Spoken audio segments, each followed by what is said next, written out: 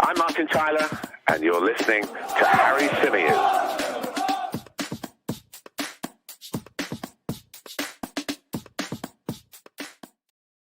Hello and welcome back to the Chronicles of a Gooner, the Arsenal podcast, part of the 90 Min Football Network. As ever, I'm your host, Harry Symeou, coming to you live on this bank holiday Monday. What a beautiful day, always is, after an Arsenal victory, an important Arsenal victory against West Ham United. It was a really, really difficult fixture on paper. I know that West Ham had the distraction and have obviously one eye on the Europa League, and it wasn't the strongest team that David Moyes could have picked, but it was still a fixture that threatened to derail our top four charge, and to come out of it unscathed and with all 3 points is obviously really, really positive and really, really important. And you know that Arsenal are on the right path when the celebration police are deployed first thing on a Monday morning, people complaining about the way that the Arsenal players and Arsenal fans celebrated the victory. Look, I was at the ground. I was at the game, and I didn't see anything that was in the slightest bit over the top. Like, why is it that a group of players walking over to the away section to applaud the travelling fans has become OTT in some people's eyes? Why is it that we're sort of nitpicking? But it just goes to show, look, Arsenal are getting under people's skins again.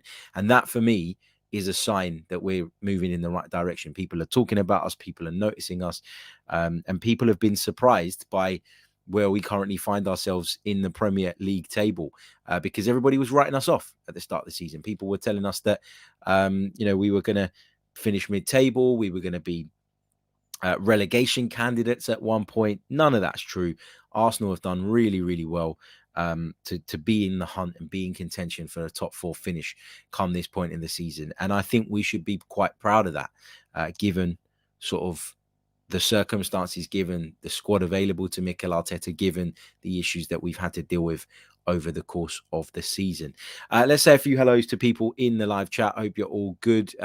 And also Eid Mubarak to everybody who is celebrating today. I know it's a big festival for you guys and a big celebration. So I just wanted to send my best to those of you who are celebrating. Sanyam says, does this mean that there's no 90 min gas tank today because of the time that we're streaming? The gas tank will be back tomorrow, Tuesday. It's bank holiday today here in the UK, so everybody's off. So we'll be doing that tomorrow.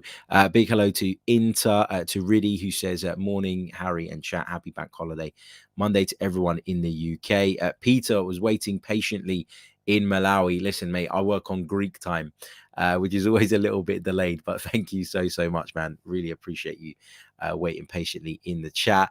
As Martin says, patience is a must for Arsenal fans, Peter. Big hello to John. Big hello to John Daly. Big hello to Gooner Craig. Hope you're well. And everybody else in the live chat. Graham, Bruised Banana, Riddy, Steve, Snipe.Genius, Big Fat Suvlagi, everybody in the chat. Hope you're well. Before we dive into it, I just want to touch on this because I might forget otherwise.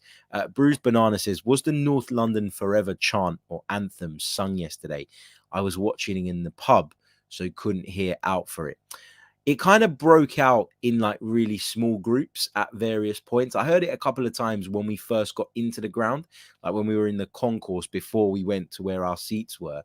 I heard sort of little choruses of it breaking out here and there, but it was never really chanted as a collective yesterday. What I will say, though, is that at West Ham, it's incredibly difficult to generate any sort of atmosphere among the away fans.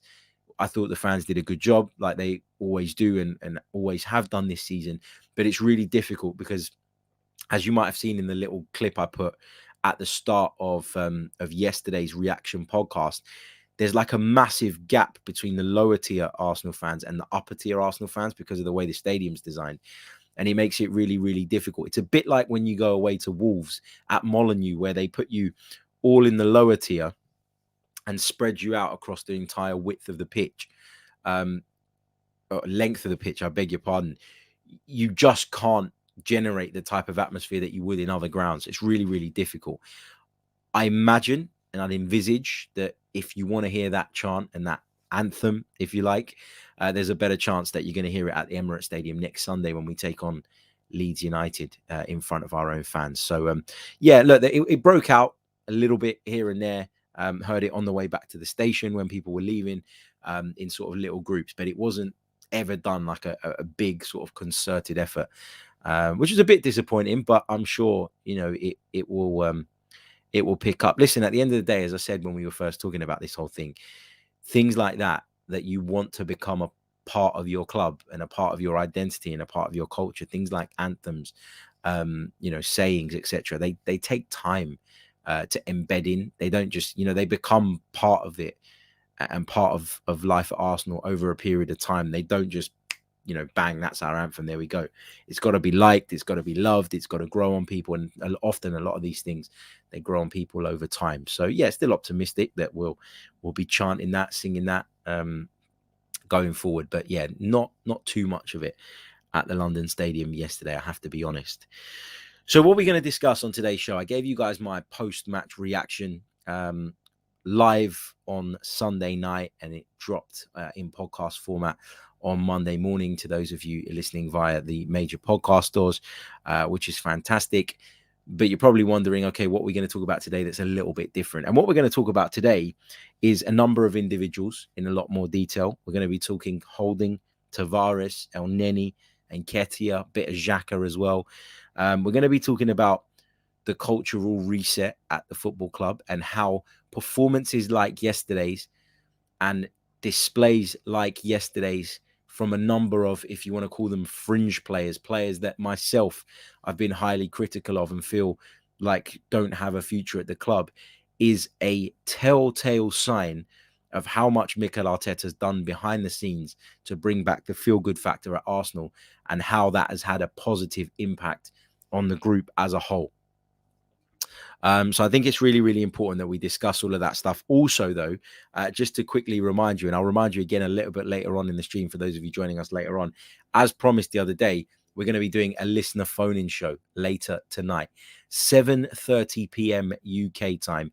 You can jump on the Chronicles of a Gooner live with me. I'll be leaving a link pinned in the top of the YouTube comments, and anybody that wishes to jump on for a few minutes and have their say, and we'll do our best to work through as many calls as we possibly can, you are more than welcome. Whether you're pro Arteta, anti Arteta, whatever your opinion is, as long as you're going to come on and put it across respectfully and we're going to have a good chat and a good chinwag, then you're welcome.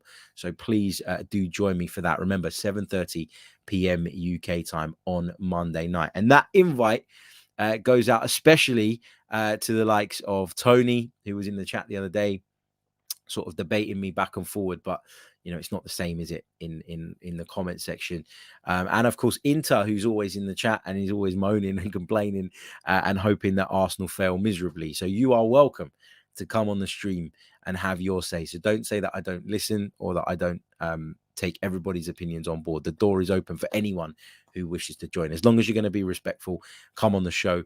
It is a PG show, remember. So as long as that's adhered to, then every single one of you is welcome. So I look forward to seeing a few of you a little bit later on. Okay, so let's talk about that cultural bit and why, there is a lot of sort of Arsenal fans out there who are believing the hype, who are sort of enjoying the moment, who are enjoying the fact that Arsenal are moving in the right direction, and who are seeing things from time to time. Not every single week, let's be honest, the performances haven't been great every single week, and the performance at West Ham certainly wasn't great, but there's just signs that this team are growing and that this group are becoming stronger and stronger. And this goes back to Mikel Arteta.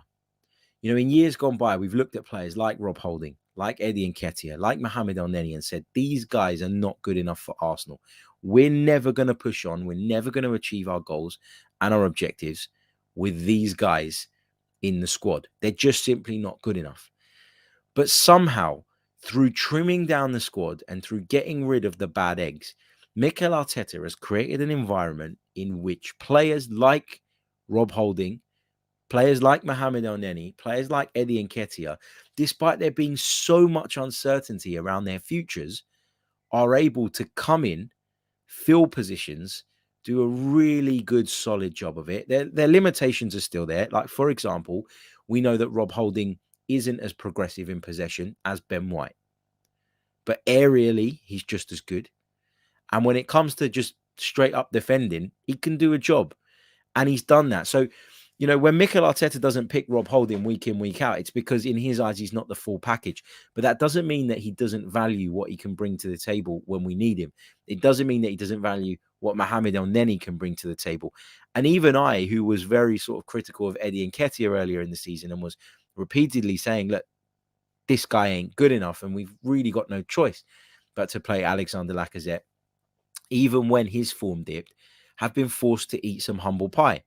And I'm happy to see that. I'm happy to see that despite what's been said in the media, despite what's been said in the press, despite all the rumours about his future and how, his time at Arsenal in recent seasons has gone, Eddie Nketiah has come into the Arsenal side. Mikel Arteta has managed to keep him engaged enough for him to be able to come in, perform well, and give something to the team. Now, I'm not saying that, we don't miss Aubameyang's goals. I'm not saying that Aubameyang is a bad striker or a bad player. But what we certainly do not miss is having someone who was impacting the atmosphere and the vibe behind the scenes negatively. And I know that for a fact. I know that there are players. I know this for a fact because I've spoken to one of them who told me in an interview,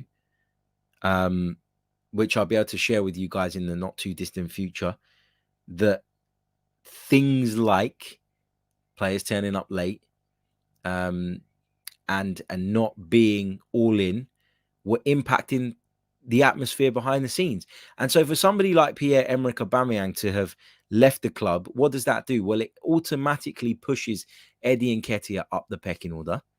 I'm not saying he's as good as him, but I'm saying that by him being pushed up that pecking order, it's like he's rediscovered his hunger again. It's like he's rediscovered his purpose at Arsenal Football Club, and he feels part of the team and he feels engaged.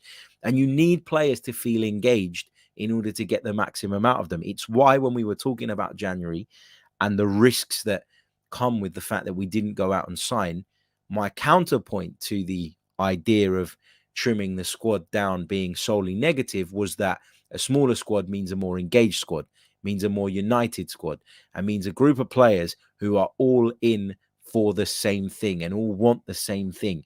And that is something that we've seen work well at other clubs. For years and years and years, people looked at that Liverpool group and went, it's a bit thin.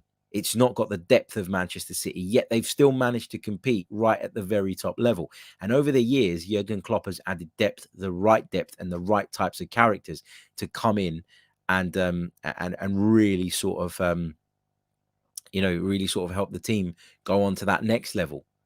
So I think that the cleansing of the dressing room, the cleansing of the bad eggs has given Arsenal the opportunity to create a type of unity that is helping us get through games like the win at Chelsea, where, we were pegged back twice. And normally, you'd have looked at that Arsenal team and said, well, they're fragile mentally. They're probably going to collapse now. Instead, no, everybody gave their all. Everybody was fighting for the cause. And we managed to get what we needed to get, which was all 3 points. The same can be said against Manchester United, a game in which we had a lot of difficult moments. Only, again, we managed to dig in and get through it. And again at West Ham, where we didn't play very, very well, we managed to dig in and we managed to get the result that was necessary. That unity is giving us that extra 10, 15, maybe even 20% that we wouldn't have if the squad was disjointed, if there were cliques within the group, etc., etc. And so for me, you've got to give Mikel Arteta credit for that.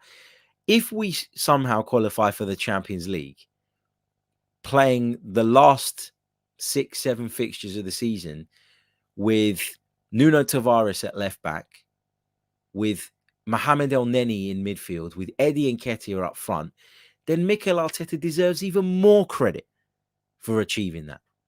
And why don't people ever want to look at it that way? Why do people only want to mention his name when they've got something to moan and complain about? For years and years and years, all of us, including myself, have said that these players are not good enough. The great Arsene Wenger couldn't get these players back in the Champions League. A manager of incredible experience, of incredible knowledge, and a real professor of the game, he couldn't manage it with a lot of these players. And at that point, we were saying they weren't good enough. And all along, we've been saying that they're not good enough. But that unity that Mikel Arteta has created in the squad, as I keep saying, by working really hard on the culture within the club, has contributed to us getting over the line in a lot of these games, and has contributed to a lot of these players feeling engaged, being involved, and sort of feeling part of the group, and therefore then being able to channel their best performances.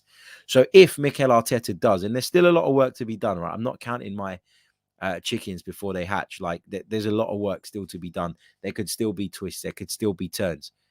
But if Mikel Arteta manages to achieve Champions League qualification with the injuries that we've had, given that the squad is as thin as it is, with this group of players that a lot of people will agree need upgrading on, then you've got to give him credit. And finally, there'll be some respect put to his name. So, yeah, I just wanted to give Mikel a shout out for that. I wanted to praise the work that's been done behind the scenes to ensure that we are now in a much better position. And even if we did miss out, look, obviously I'd be hugely disappointed if we missed out. But if we did, you'd still be able to look back on this season and say, well, we were in the race until the very end, which is not something any of us envisaged. We've been able to continue the development of our young core of players that will stand us in very good stead for the future, and hopefully for the not too distant future. And we'd have cleansed the squad of a lot of bad eggs, rotten apples, and are now in a position where we can go out in the summer again and look to continue the rebuild. Champions League football would, in my opinion, help accelerate that process. Now, there is negatives, and actually, I'm not going to call them negatives. I'm going to call them challenges that would come with that. And that is having more games. You need a bigger squad to cope with that. And this squad that we have currently today would not be able to cope with that. Let's be realistic. But, the hope is that it accelerates the process in the sense of we then get to go and add more players. We then have that prestige and that status that we can put out to people as we try and attract them to the football club. And hopefully it will speed up the overall progress of Arsenal FC. So, look, there's lots to be positive about. There's lots to look forward to. But as I say, there's still a hell of a lot of work to be done. But just think about the 3 results that we've picked up consecutively. Chelsea away, Man United at home, and then West Ham away. With the players missing that we've had, you can only put it down to the unity and the mental strength within this group of players and the buy-in that they all seem to have towards Mikel Arteta and the project that he is building at Arsenal Football Club. I want to talk about some of the individuals as well, because look, I've talked about the collective in the sense of I think that a lot of them have stepped up and a lot of them have done brilliant things, and a lot of them have managed to maintain a relationship with Mikel Arteta that, although it might not be perfect because of their lack of game time, it's Mikel Arteta, who everybody says is an awful manager, so I'm told, has managed to keep that bond with those guys and keep them engaged enough for them to come in and do the business when required. And that is the opposite of bad man management. That is very, very good man management. And I wish that would be acknowledged a little bit more. I don't get Arsenal fans that want us to lose. I don't get Arsenal fans that want to see him fail so that they can be proven right. I just don't get that. You can have an opinion on a manager, on a team, on a player, and your opinion can be your opinion, but it should always be open to review, because the evidence in front of you every single day changes. From week to week, it changes. And that should shape your opinions. If your opinion isn't ever changed or isn't ever swayed, then you are agenda driven, because you've picked a side and you're going to sit on that side and you're not going to budge for anything. That is stubbornness, the very thing that the same people who are displaying it now pointed at as a criticism of Arsene Wenger. So, you can't have it both ways. Let's take a short pause to bring you up to date with a couple of bits and pieces, and then we're going to dive into those individual players. I did promise a lengthy Q&A bit on this episode as well, so we're going to do that too. We'll also touch on the celebration police a little bit, who have had a very, very busy morning. Let's just take a short pause, and I'll be back with you in just a second.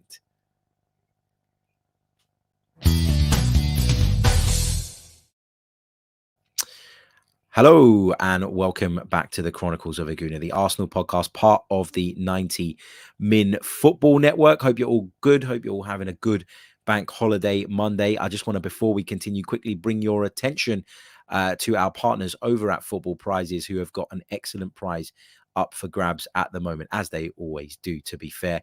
This time it's an Alexander Lacazette signed and framed Arsenal shirt, plus the opportunity to win 8 instant prizes, which include a Pierre-Emerick Aubameyang signed and custom framed Arsenal shirt, a Liam Brady signed and framed Arsenal montage, Arsenal Club shop vouchers, and Football Prizes vouchers. Now, to enter this competition, all you need to do is click on the link in the description below. There are 199 tickets up for grabs. The tickets cost £2.95, and this competition ends tonight at 7:30 p.m. So yeah, check it out.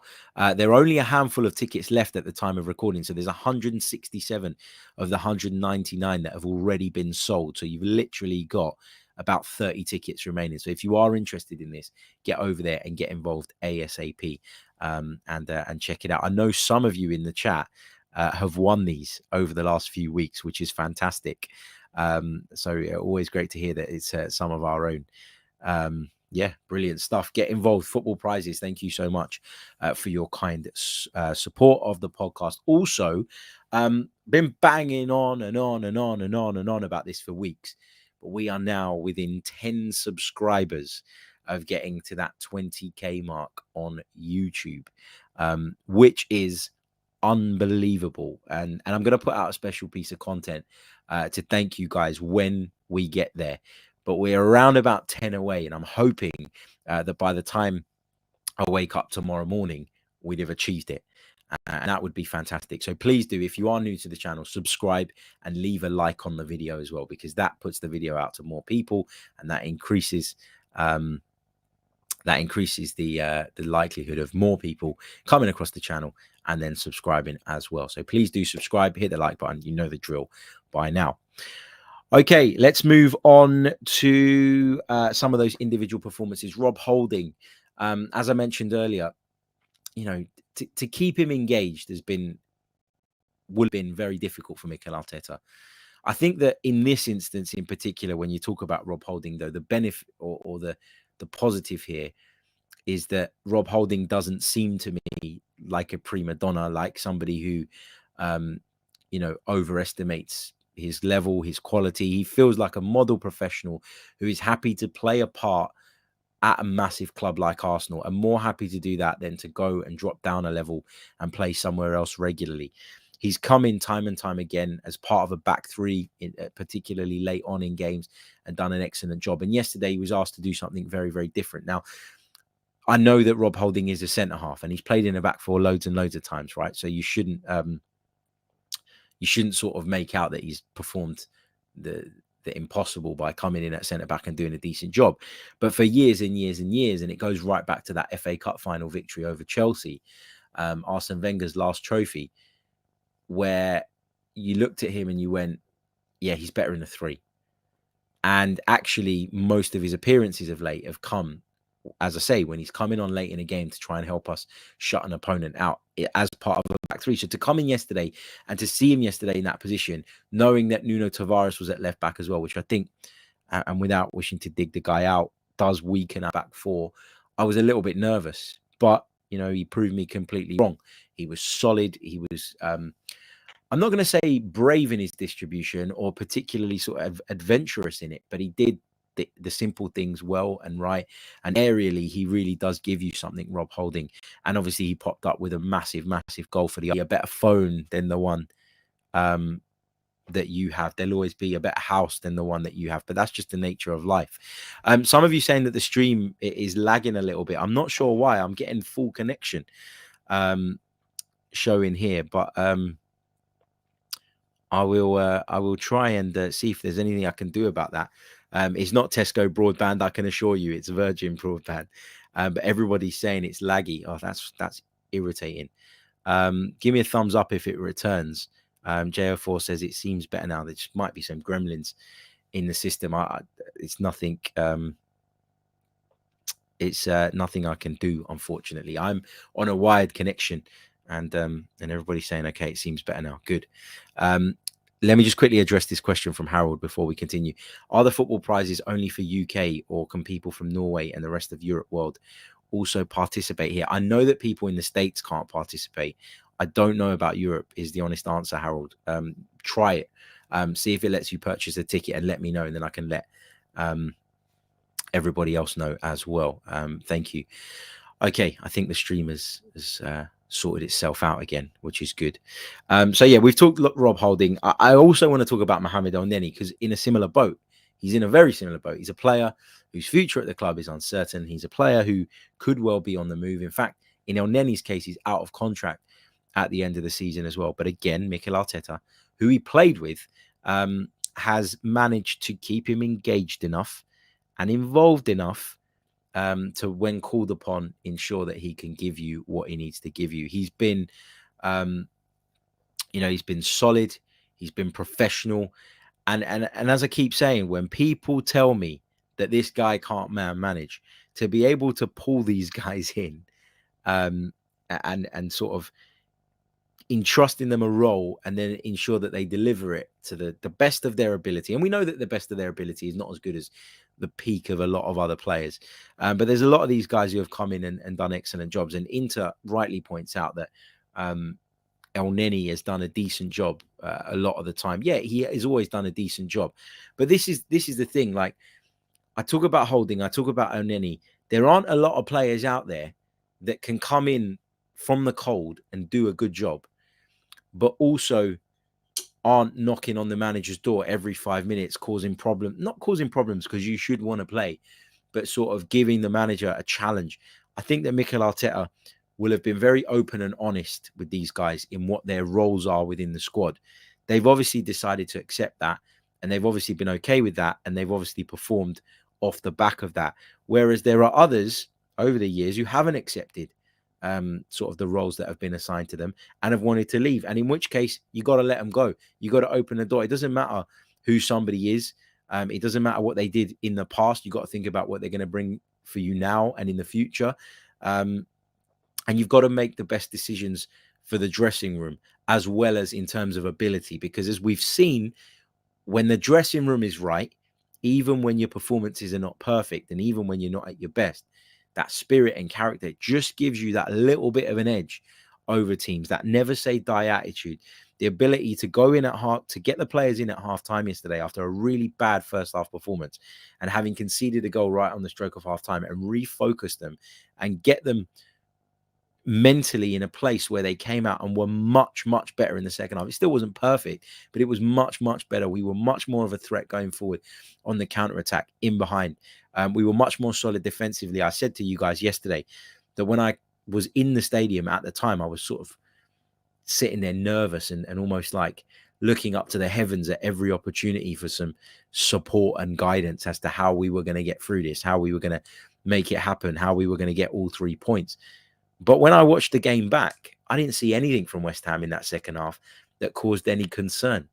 And that is a testament to how professional and how sort of well-drilled and solid Arsenal were. I want to talk about Eddie Nketiah as well. And again, the same applies. So I don't want to keep repeating myself. But again, another player who Mikel Arteta, despite what we've heard and read, has managed to keep engaged. If he hadn't, he wouldn't be coming in the team doing the job that he's doing. Probably should have scored a goal yesterday. But that wasn't a surprise to me that he didn't, because we know, if we're being honest, what Nketiah's level is. And he's still got a long way to go before he's going to be a top striker. But you can't knock his effort. You can't knock his application. You can't knock his attitude. And all of those things, for me, again, point back to the harmony within the group and point back to the fact that everybody is pulling in the same direction at the moment. And that is a positive. I also want to talk about Xhaka. And again, a lot of the same applies, because this is a guy who was out in the cold. This is a guy who had his bags packed and was off. And Mikel Arteta's come in again. You know, Mikel Arteta, the awful man manager, according to some people, has come in and he's completely turned this guy around. Granit Xhaka has played his best football for Arsenal since Mikel Arteta has come in, and he's now marshalling that midfield alongside Mohamed Elneny and being a real leader. And he's taken us into a position. He's been a big part in taking us into a position where we're in the driving seat for Champions League football. People over the years have pointed at Granit Xhaka and said he's the reason that we don't have Champions League football, solely in some people's estimations, which is absolute nonsense. But what he has done is stepped it up, particularly under Mikel Arteta, and he's played a key role in getting us to where we are today, because especially without Thomas Partey, he's been the main man in midfield. He's shown that he can be streetwise. He's shown that he can be physical. He's shown that he can move the ball well. He's shown that he can do so much when he's confident and when he's got the backing and when he's got the support. And Mikel Arteta said something really interesting in his press conference. I can't remember if it was pre-West Ham, or I think it might have been pre-Man United, where he said something along the lines of, well, look, what Granit did in giving that interview was very, very brave. It could have backfired. There could have been a lot of negativity towards him. And there was some idiots that were sort of pointing the finger at Granit Xhaka and wanting to pick up on every single word he said and wanting to find a reason to be outraged with him once more. But overall, the response was good. And Mikel Arteta felt that obviously that decision that Xhaka made, although it had risks, was a bold and brave one, and has now put him in a better place in terms of his relationship with the fans. You add to that he won the Player of the Month award for April, and all of a sudden, this is a Granit Xhaka that feels, I believe, more connected again, and feels like this is a place where he wants to be, and doesn't have to worry about the abuse that's going to come his way if we lose a game. There'll always be people that do that. There'll always be people that cross those lines, and that's more a reflection on them than it is the player. But I just think that Mikel Arteta, in allowing Granit Xhaka to do that interview as well, has really, really helped in terms of rebuilding that trust and that bond and that relationship again. I talked at the top of the program about Arsenal getting under people's skin, and that is certainly the case, isn't it? I mean, in the last sort of few hours, or in the last sort of 12 hours or so, when I've been scrolling through social media and reading what various other fans and particularly some West Ham fans have had to say, that I've seen complaints about the lead up to the second goal, that there was a hand there from Rob Holding, which I believe the VAR looked at and decided was okay. I've seen people tell me that Mikel Arteta should be punished because he exits his technical area from time to time, as do most managers, by the way. But it only seems relevant when it's Mikel Arteta to these people. I've seen people say that Aaron Ramsdale should have been sent off. And it's just a sign of Arsenal getting back underneath people's skin. The fact that people are talking about us, you know what? You can do the talking. We'll do our talking on the pitch. We'll keep trying to achieve the results that we need. And we'll keep trying desperately to qualify for the Champions League. And if we do, a lot of people will be in humble pie. And a lot of people will finally, despite trying to resist it for a long, long time, have to put some respect on this manager's name. Can you imagine getting into the Champions League with Holding, Elneny, and Nketiah, Tavares at left back? That would be some achievement. So, yeah, we are getting under people's skin, and you've seen that in the re-emergence of the celebration police again. And again, I just don't get it. Why aren't you allowed to be happy when your team wins? It just makes no sense to me.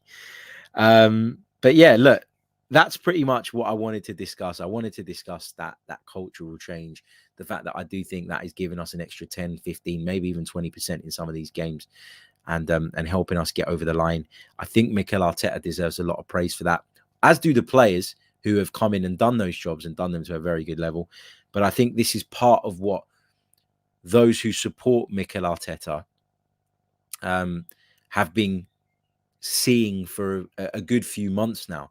Now, I'm not going to lie and pretend that throughout Mikel Arteta's career, it's always been clear what he's doing. It's always been clear what the direction was. It's always been clear what the process involves. No, it hasn't. It's been a bit up and down. I think the first season, the first full season was a bit of a mess. And we still got to a European semi-final, by the way, but it was a mess in terms of our domestic form. The half season that he took over from Unai Emery, and I don't really count that. He won an FA Cup. Was it good? Yes, of course. It was great. I enjoyed it. But, it didn't really for me, change what needed to happen. It didn't lead to me getting carried away. I was delighted that we won it, and I thought that he set us up tactically brilliantly in the semi-final and the final, and I think that contributed, along with Aubameyang's brilliance, to us, of course, getting the trophy.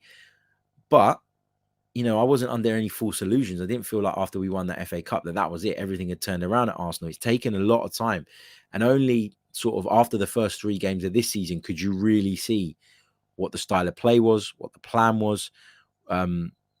Last summer you got an indication of what the recruitment strategy is going to be like moving forward, and that was when it all started to become clear.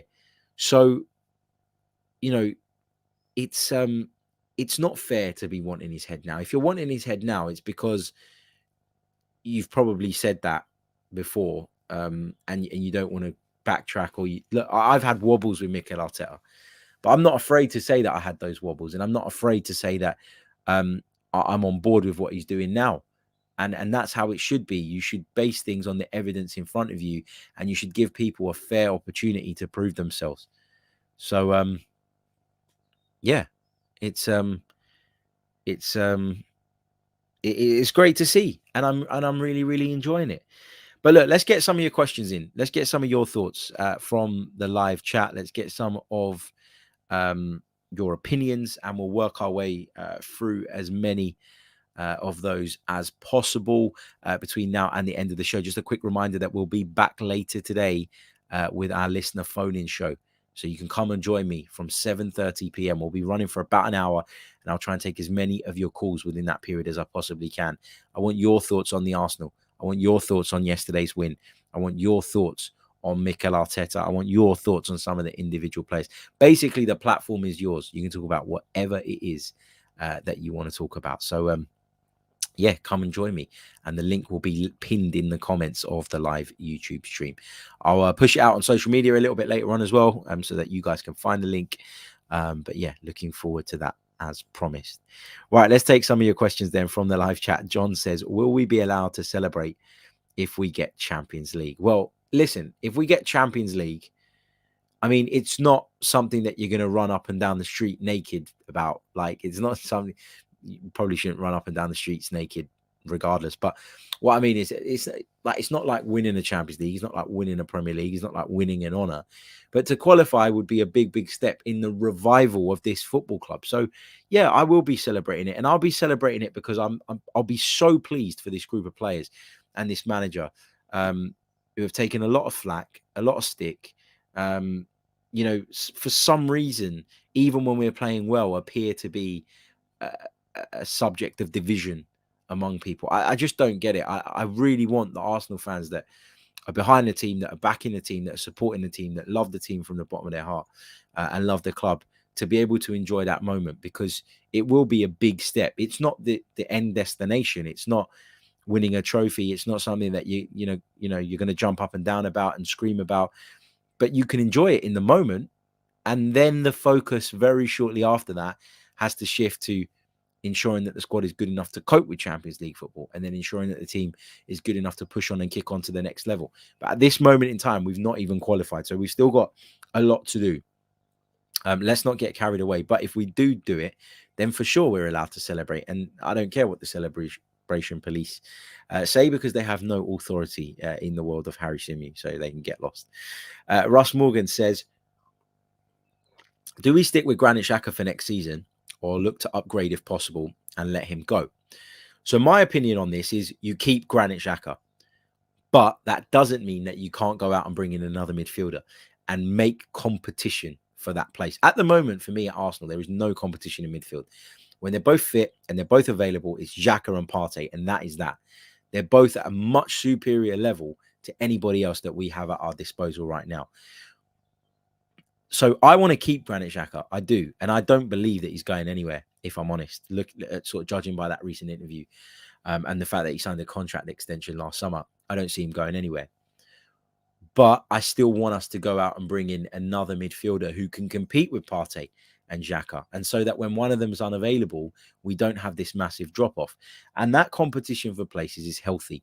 That competition is what takes you from being a good squad to a very strong squad. And we certainly need that. And we're certainly going to need that if we do make the Champions League. Now, of course, we've secured European football for next season, which is great. Now, the only question is what competition will we be in? But if we're in Europe's Premier one, if we're in Europe's Elite one, we need to add depth. But I don't want to just add bodies for the sake of it. I want to look at around. I want to find a midfielder that can come into that team and do the same level, if not a better job than Xhaka or Partey, and add them. Doesn't mean we've got to let everyone go there. There'll be plenty more games. There'll be more opportunities. And so for me, we keep Granit Xhaka because I think he's earned that. I think he's had a very, very good season. And I thought he had a decent season last season as well. And then we look to add rather than to replace all the time. John Knott says, is Eddie playing for a contract or has he always had this as part of his game? Well, I think the things that Eddie displayed yesterday in terms of work rate, enthusiasm, offering a threat in behind, I think he's always had those in his game. I think it's really, really difficult for a player to come in. Like I kept talking about Holding and Elneny being sort of experts at doing this. And a lot of players, do have that knack. Others don't. Others need game time. Another prime example, Cedric Suarez. When he was coming in and out of the side, he looked dreadful. When he played a run of games, he actually started to settle a little bit and look quite comfortable. Some people need that rhythm and that flow to be able to kind of find their peak.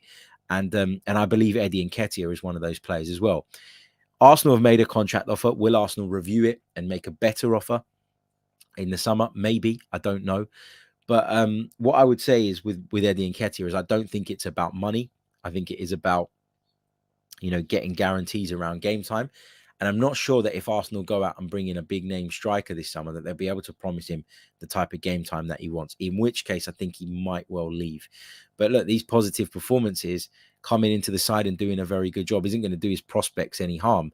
If anything, it's going to alert a lot more clubs and he's going to be able to bargain and barter for the contract at the club that he wants. And fair play to him, he deserves that because, as I say, he's remained incredibly professional. He's got on with the task at hand and he's come into the side in the last few weeks and given us another dimension. Do you look at it with hindsight and say maybe he should have been playing more instead of Alexander Lacazette? A lot of people will say that. But the reason I won't really sort of dig in on that is because at the time I wasn't saying that. And it's very easy to be Captain Hindsight. Lesedi says, is it good that we play after Spurs this weekend again? Yeah, I think it is. Spurs go away to Liverpool on Saturday night. It's a weird kickoff time. I think it's at 7:45 on a Saturday. Such a weird time. But they play that game. And if they're to lose, and listen, there's this tiny part of me that feels like you can't write Tottenham off. I mean, I wrote them off away at Manchester City and look what they pulled off there. So I don't want to write them off against Liverpool. But with Liverpool being in the title charge and being in the title hunt, then you know that they're gonna be right up for it. And if they can find a way of breaching what I expect to be a very pragmatic Antonio Conte side, looking to spring counterattacks on Liverpool, then you got to back Liverpool. And if they can do that, then we go into the Leeds game knowing that winning that, which isn't going to be easy either, by the way, because of Leeds' current position and the desperate need that they have for points. But if you can win that and open up a 5-point lead between ourselves and Tottenham going into the North London derby, that A, I think takes some of the wind out of their sails, and B, means that we can go to the Tottenham Hotspur Stadium. Not that I want us or will be accepting of a defeat, but we could go there, lose, and still be 2 points ahead going into the final couple of games of the season. So it just gives us that little bit of breathing space if we can do that. Look, if we see Spurs draw at Liverpool, then if we see Spurs draw or lose at Liverpool, then we know what we need to do. And I think sometimes it's easier than getting caught in two minds of how should I approach this fixture? Win, win, win, win, win. And we've seen that Spurs dropping points recently has opened the door again for us, but we've had to take our opportunities and take our moments when they've come along. So I do think it's better to play afterwards, just because of the types of fixtures as well, because we've got an easier fixture this time around, on paper at least, than the one that they do. Saswat says, what was your face like when Elneny made that Xavi Alonso pass to Eddie? And listen, I'm really enjoying watching Elneny at the moment. Like, I appreciate that he is what he is in terms of his level, and that there's not a very high ceiling for Mohamed Elneny. But as I said, really good squad player, very professional, and then from time to time does pull out the odd blockbuster pass and can bang them in from distance from time to time as well. Let's see what else we've got. Harold says, I would like a discussion around the captaincy and his impacts. Is the captaincy hindering Odegaard's creativity? Thoughts? I don't think so. I think what's hindering Odegaard's creativity is that we're just not playing all that well as a team. We're not progressing the ball into midfield as well. And we didn't yesterday in the absence of Ben White in particular. We don't do it as well without Kieran Tierney. I just think that the team haven't been at their best. And as a consequence of that, it's impacted on Martin Odegaard. But the difference between Martin Odegaard and Mesut Ozil, who we had before him, player, left-footed, attacking midfielder of similar ilk, is that even when it's not clicking, as I said yesterday, even when Martin Odegaard isn't at his magical best, he's still able to contribute an awful lot to the team in terms of work rate, in terms of running, in terms of pressing. And that means that he never lets you down. There are games where he completely dictates them, and there are games where he's brilliant. There are games when he's a little bit on the periphery, and there are games where people, like opponents, will identify him as a threat and do their utmost to shut him out. And that's going to happen. That happens when you're a great player. What makes a great team is having players in and around him who can then fill that void, step up and take the opportunities when they come their way to impact the game. So I don't think the captaincy is hindering Martin Odegaard. I just think that we're not playing very well at the moment. And that's why people may look at his performances and think that he's sort of on the outskirts of a game. But as I said, I really do feel that he is the standout candidate for the captaincy next season. And I would probably give it to him. So, don't think it's hindering him. I think that he's just not going to be amazing every single week. And, for me, the captaincy will help someone like Martin Odegaard because I believe he's got the right attitude to take it on and use it in a positive way. Social DRG says, will we see more signings if we finish 4th or above over finishing below? Obviously can attract better players, but what about numbers in? See, this is the thing, mate. I'm in this place where, although I think we need numbers and I think we need to add strength and depth, and obviously the European football aspect of things is going to make that even more important. I'm not about just adding numbers for the sake of it. I think that I'd rather get 2 or 3 signings that enhance the group for me this summer than going out and bringing 5 or 6 in again, where I'm sort of on the fence about 2 or 3 of them. That's the way I look at it now. That last summer was a mass recruitment. Last summer was, setting the kind of stall out for what we're going to do next. There was a bit of more of a clear out in January again. And so for me, it's about making the right signings now. And as I keep saying, when you have a small, thin squad, that poses challenges. But I think there are benefits to that as well, as we've seen in recent weeks, in terms of the unity it creates and in terms of the fact that nobody is a passenger. Eddie Nketiah, as I said, prior to Aubameyang's departure, was a passenger. He wasn't going to get in ahead of Lacazette, and he wasn't going to get in ahead of Aubameyang. He was 3rd in the pecking order in the position in which he wants to play. All of a sudden, you push him up to 2nd. All of a sudden, he gets an opportunity to come in the team, and he's grabbed it with both hands, despite his future being unclear, despite his contract coming to an end at the end of the season. He's grabbed that opportunity with both hands, and you look at him now, and he's really supporting and helping the team. I'm going to take a couple more. And remember, we are doing the call-in show later on today, 7:30 p.m. UK time. Come and join me for the listener phone-in. Love to hear from you guys and get your thoughts and comments on everything Arsenal at the moment. The floor is yours, so please do come and join me for that. Let's see what else we've got. I'm going to pick out a few more questions. This is not an Arsenal related one, but I just wanted to touch on this because if you're not watching the Serie A unfold into one of the best title races we've probably ever seen, you got to get over there. You got to make sure you keep across it. Milan won yesterday, as did Inter, so it continues. Just a small margin between those two sides. So really, really enjoying it. I hope Milan do it because they haven't won it in what feels like an age. But yeah, fantastic. Inter says, do you think the club will actually give fans their target for next season or bottle it again? Well, fans like you, Inter, that do nothing but moan and criticize and have a profile picture of Piers Morgan and Aubameyang, don't deserve to be given targets, don't deserve to be in the loop at all, because you're literally waiting every weekend for your team to fail so that you can say, I told you so.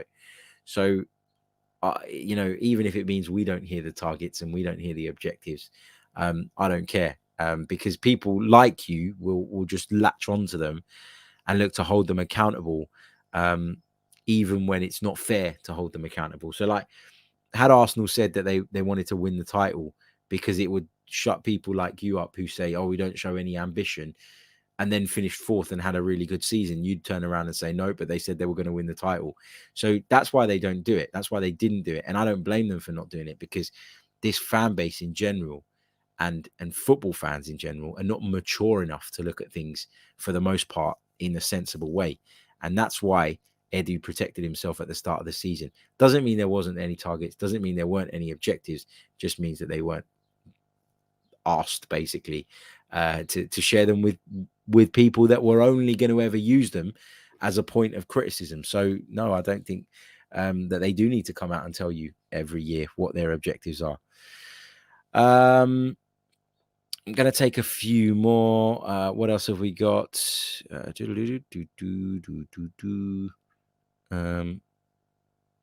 Swerving the question, apparently. I didn't. I just answered it. I don't think they're going to give you a target, and I don't think they should. I didn't swerve the question. Big hello to Christian. He says, hi, Harry. Great to see you, mate. Great to see you too, pal. Welcome. He says, not much a question, but more a side note. We can't bet on Tottenham losing their games, but we've got to focus on winning every game we still have to play. Yeah, for sure, mate. That's got to be the aim. That's got to be the focus. It's got to be about doing our job, doing our bit. It's in our hands. And obviously that's a much better position to be in than relying on people. But as I repeatedly say, you don't always have to be perfect to win things or to achieve things. You just have to be better than the team that you're in competition with. And so that's why when we do drop points here and there, I don't go into massive meltdown mode, because I never trusted Tottenham, and I don't trust any of us, Tottenham, United, anyone in the or who was deemed to be West Ham in the hunt for the top four to be flawless. And so there'll always be opportunities to get your way back in it. It's about stringing runs together throughout the course of the season. Thank you so much, mate.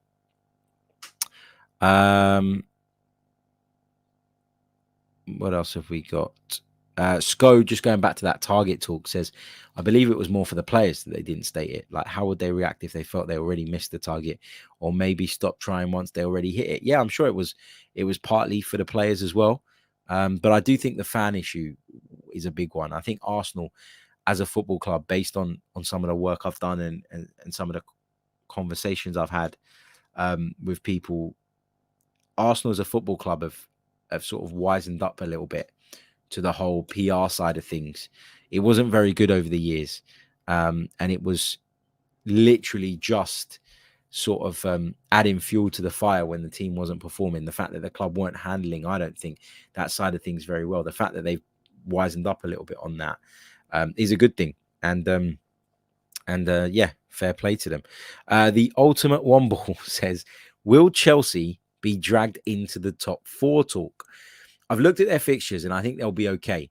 I think they'll be okay. But we're only 3 points behind them. So you got to feel like, we're right in this. Now, if I just take a look at their remaining fixtures, because there was a couple that sort of jumped out to me as potential fixtures of difficulty. So Wolves at home, ordinarily you'd say fine, but Chelsea aren't playing all that well at the moment. They also go away to Leeds on a Wednesday night, a Leeds side desperate for points. What else have they got between now and the end of the season? They take on Leicester at Stamford Bridge, and they play Watford. So I look at those games. There's not anything there that I think is like a guaranteed drop in of points, but there's a couple of games like Wolves, like Leeds away, where they could, if they're not at their best, come unstuck. And if they do, we've got to be ready to take advantage of that and pounce on that. So I think they could be dragged back into the top 4 conversation when they're only 3 points ahead of us. You've got to say that they are in the conversation, I guess. But I still think they'll be all right. I wonder if come the end of the season, their focus will shift slightly towards the FA Cup final, even if subconsciously, does your mind naturally go there? I don't know. A lot of people were saying yesterday, sort of looking at the socials, that if Roman Abramovich had still been in charge, that Thomas Tuchel would have probably lost his job after this weekend, given how poor they were in the game, of course, against Everton. But yeah, let's see. Yorgos says, don't forget you called me greedy last time. I said we should aim for 3rd place, Harry. Yeah, because I don't want to get carried away, my friend. I don't want to get carried away. The question was, are Chelsea in the top 4 conversation? And I think being 3 points only ahead of us, they have to be. But let's just focus on our job and let's just hope that we end up in the top 4 come the end of the season. If we finish 3rd, happy bloody days. But yeah, the focus has got to be on just chugging along each week, doing our job, and then we'll take it from there. Big hello to Roy, who says, hi, Harry. What's your opinion on the North London Forever song? We touched on this a little bit earlier on. He says, personally really likes it. And if the Emirates crowd back it, then it could be special. Keep up the great work, mate. Thank you so much. Yeah, I like it as well. I've spoken about it a couple of times over the last few days. I do think it's good. But like anything, I think it's going to need a bit of time to catch on. Sometimes songs are sort of put together, made by the fans, and they just catch on like wildfire, and then there'll be flavor of the month for a while, and then like the Mikel Arteta song. Now we've got Super Mikel Arteta, blah blah. That right now is like hot shit. Like every time Arsenal are playing, every time Arsenal do something, that's the song that's the go-to for people. Whenever we win a game, full-time whistle, that's the song that starts doing the round. I guarantee you in a few months' time, that'll probably die down a little bit and make way for something else. And that's kind of what happens in this. The North London Forever thing, I think the club need to get behind it and need to play it out of the speakers at the stadium before the games for a period of time. The way they used to play, what was that Elvis song that they used to play, which I never really felt like it worked, but I think it was The Wonder of You by Elvis. They used to play that around the ground. And although it didn't really catch on, you kind of started to associate it with the team and with the club. And it took a bit of time for that association to start being made automatically. So I think the club need to play a part if this is going to catch on as well. But I do like it, and I think it's really good. Okay, gonna leave it there. And as I say, join me again later on for the fans phone-in show, for the listener phone-in show, which is coming up at 7:30 p.m. UK time. You'll see the notification drop an hour before to say we're going to be going live, and the link to join the calls will be in the live chat box pinned. So you'll be able to just click on. Listen, if you're going to join, make sure that you've got battery if you're joining from a phone, because you might be waiting a few minutes to get on if there's a few people ahead of you. Make sure that you've got headphones plugged in if you have them, because it really does enhance the sound, and it's a better experience for those people watching or listening. And yeah, I look forward to chatting to as many of you as possible later on this evening. Right, don't forget to hit that like button on the video. Where are we at in terms of likes at the moment? Have we hit 100 yet? 107. Look, let's get up to 150 by the time the outro plays. There's more than 300 of you watching. It should be easy. Also subscribe to the channel if you're new, because I think we're about 10 subs away from hitting that magical 20k mark. So yeah, do get involved, do support, and I'll catch you all a little bit later on. Until next time, goodbye. I'm Martin Tyler, and you're listening to Harry Symeou.